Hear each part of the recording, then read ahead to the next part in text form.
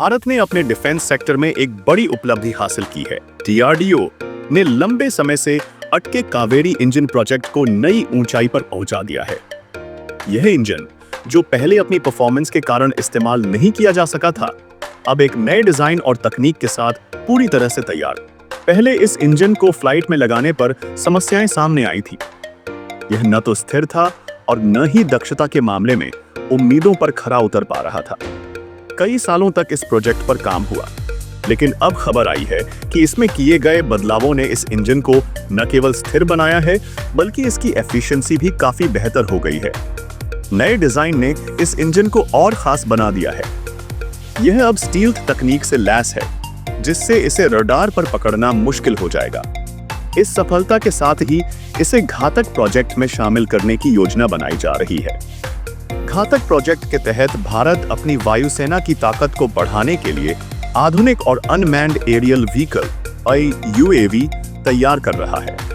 इन विमानों में कावेरी इंजन का इस्तेमाल होगा, जिससे ये और अधिक प्रभावी और स्वदेशी बनेंगे।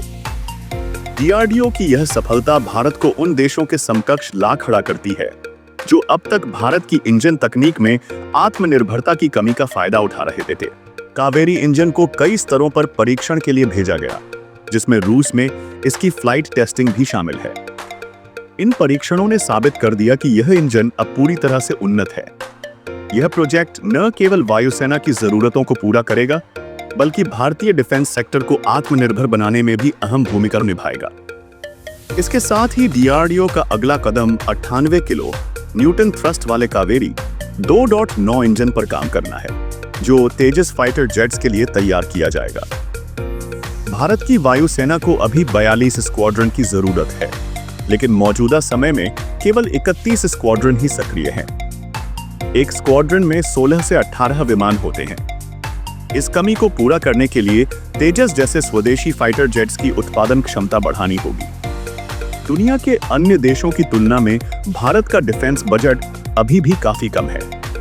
जहां अमेरिका और चीन अपने डिफेंस बजट को बढ़ा रहे हैं, भारत को भी अपनी जरूरतों के हिसाब से इसे बढ़ाना होगा।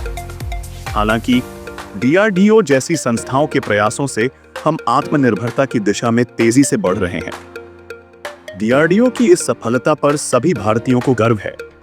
यह इंजन भविष्य में भारत की वायुसेना को मजबूती देगा और हमें किसी विदेशी तकनीक पर निर्भर नहीं होना पड़ेगा।